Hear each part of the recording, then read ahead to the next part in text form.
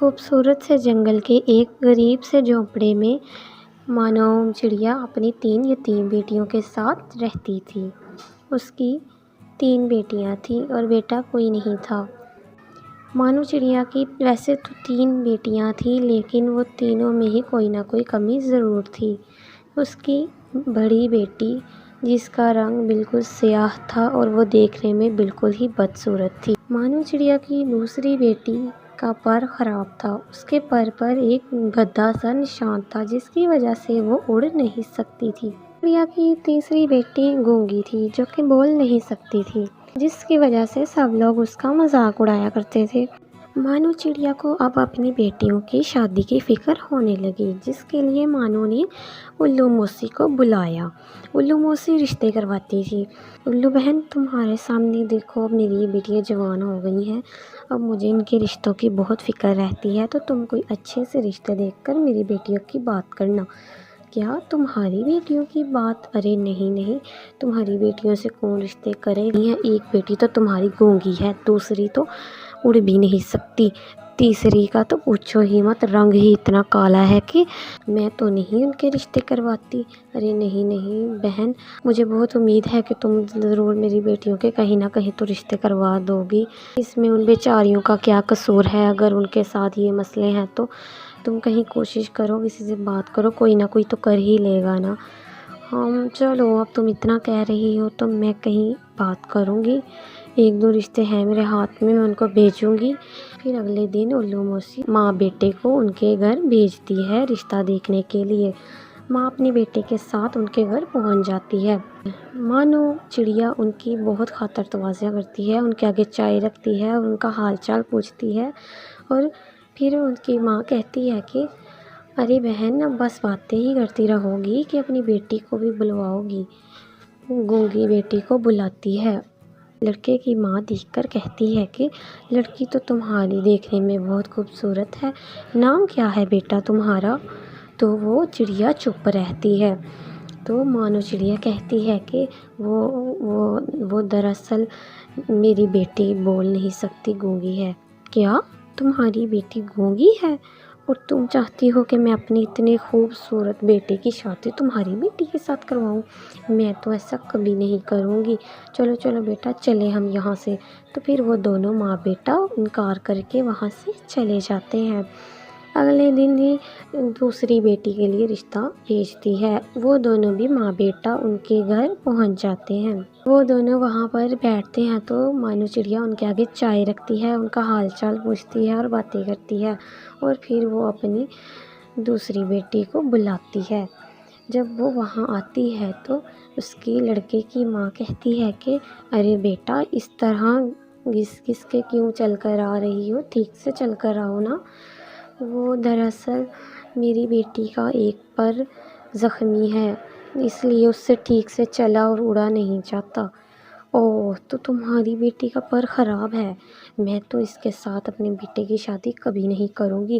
بھلا ہمیں الو موسی نے پہلے کیوں نہیں بتایا؟ اگر پہلے ہی بتا دیا ہوتا تو میں رشتہ دیکھنے بھی نہ آتی۔ چلو بیٹا، یہاں سے چلیں۔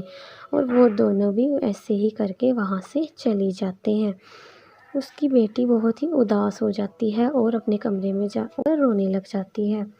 مانو چڑیا بہت ہی پریشان ہو جاتی ہے اور اس کو یہ بات بہت ہی پریشان کرنے لگ جاتی ہے۔ تو الو موسی کو کہتی ہے کہ وہ جو تم نے ایک اور رشتہ کہا تھا، چلو اب وہی دکھا دو، ہو سکتا ہے وہی مان جائیں۔ تو پھر الو موسی تیسرے رشتے کو بھی ان کے گھر بھیجتی ہے۔ وہ بھی ماں بیٹا ان کے گھر رشتہ دیکھنے آتے ہیں۔ تو مانو چڑیا ان کے آگے چائے بسکٹ رکھتی ہے اور ان سے باتیں کرتی ہے۔ لڑکے کی ماں کہتی ہے کہ اپنی بیٹی کو تو بلاؤ۔ تو پھر جب اس کی بیٹی آتی ہے تو لڑکے کی ماں کہتی ہے ہاں، یہ ہے لڑکی، اس کا تو رنگ ہی کتنا کالا ہے، میں تو اس کے ساتھ اپنی بیٹی کی شادی بالکل نہیں کرواؤں گی۔ چلو بیٹا، یہاں سے چلیں۔ تو پھر وہ دونوں ماں بیٹا بھی وہاں سے چلے جاتے ہیں اور اس کی کالی بیٹی باہر جا کر رونے لگ جاتی ہے۔ ماں اور بھی زیادہ پریشان ہو جاتی ہے۔ رات کو تینوں بیٹیاں سو رہی ہوتی ہیں تو ان کی ماں کو نیند نہیں آتی۔ وہ بیٹھی بس سوچوں میں گم رہتی ہے کہ میری بیٹیوں کے ساتھ تو کوئی بھی شادی کرنے کے لیے تیار نہیں ہو رہا، اب میں کیا کروں گی، گھر کا خرچہ بھی پورا نہیں ہو رہا ہے، اتنی ٹینشن ہے، اب میں کیا کروں۔ تو وہ وہاں اڑ کر باہر چلی جاتی ہے تھوڑی ہوا کھانے۔ تو وہ اڑ کر جا رہی ہوتی ہے کہ وہاں اسے ایک درخت بہت ہی خوبصورت لگتا ہے، وہ اس کے پاس بیٹھ جاتی ہے اور رونے لگ جاتی ہے۔ اس کو روتا دیکھ کر وہاں پر جادوئی طوطا آتا ہے اور وہ آ کر کہتا ہے کہ کیا مانو چڑیا، رو کیوں رہی ہو؟ تم بتاؤ تمہارے ساتھ کیا مسئلہ ہے؟ وہ دراصل میری بیٹیوں کی شادی نہیں ہو رہی ہے نا۔ اسی طرح مانو چڑیا اس کو ساری بات بتا دیتی ہے اور اپنے گھر کے حالات بھی بتاتی ہے۔ تو جادوئی طوطا اسے 3 فراکس دکھاتا ہے اور کہتا ہے کہ یہ تینوں فراکس لے جاؤ اور گھر جا کر اپنی بیٹیوں کو پہنا دو۔ جب وہ یہ فراکس پہنے گی تو وہ بہت ہی خوبصورت ہو جائیں گی، ان کی بیماریاں بھی ٹھیک ہو جائیں گی۔ مانو چڑیا وہ فراکس دیکھ کر بہت خوش ہوتی ہے اور اس کا شکریہ ادا کرتی ہے، اور تبھی طوطا وہاں سے غائب ہو جاتا ہے اور مانو چڑیا وہ فراکس لے کر اڑ کر گھر آ جاتی ہے۔ وہ بہت خوش ہو کر گھر آ رہی ہوتی ہے کہ جب وہ گھر پہنچتی ہے تو اس کی تینوں بیٹیاں اٹھی ہوتی ہیں اور وہ ماں سے پوچھتی ہیں کہ ماں تم اتنی رات کو کہاں گئی تھی، ہم تو پریشان ہی ہو گئی تھی۔ نہیں نہیں بیٹا، میں بس یہیں گئی تھی۔ اور یہ تمہارے ہاتھ میں یہ فراکس کیسی ہیں؟ کتنی پیاری فراکس ہیں۔ ہاں یہ دیکھو کتنی پیاری ہیں۔ میں نا وہاں درخت کے پاس بیٹھی تھی تو ایک جادوئی طوطا آیا اور اس نے مجھے یہ 3 فراکس دی اور کہا کہ اپنی بیٹیوں کو پہنا دو، وہ بہت خوبصورت ہو جائیں گی۔ تو پھر وہ تینوں جا کر فراکس پہننے لگ جاتی ہیں۔ کالی چڑیا جب وہ فراک پہنتی ہے تو وہ اتنی خوبصورت، وہ سب سے حسین اور خوبصورت لگنے لگ جاتی ہے اور اس کا کالا رنگ بھی گورے رنگ میں بدل جاتا ہے۔ اس کی زخمی پر والی چڑیا جب وہ فراک پہنتی ہے تو اس کا پر بالکل ٹھیک ہو جاتا ہے اور وہ اس کا پر ہلنے بھی لگ جاتا ہے۔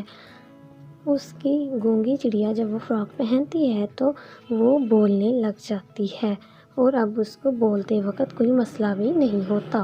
وہ تینوں بھاگ کر اپنی ماں کے پاس آتی ہیں اور آ کر بتاتی ہیں کہ ماں یہ دیکھو ہم تینوں ٹھیک ہو گئی، میں بھی ٹھیک ہو گئی، میں بھی ٹھیک ہو گئی۔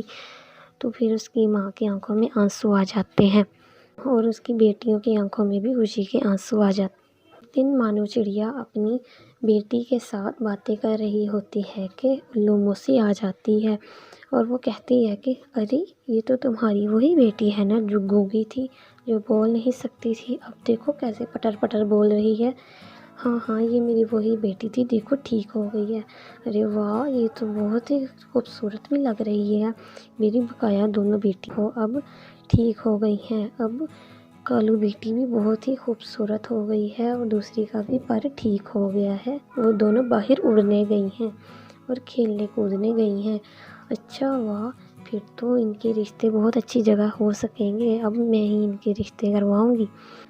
یہی بات لڑکے کی ماں کو پتہ چلتی ہے تو وہ جھٹ سے اڑ کر اپنے بیٹے کو ساتھ لے کر رشتہ دیکھنے بھاگی آتی ہے اور آ کر کہتی ہے کہ بہن مجھے معاف کر دو، میں نے بہت بدتمیزی کی، مجھے نہیں تھا پتہ۔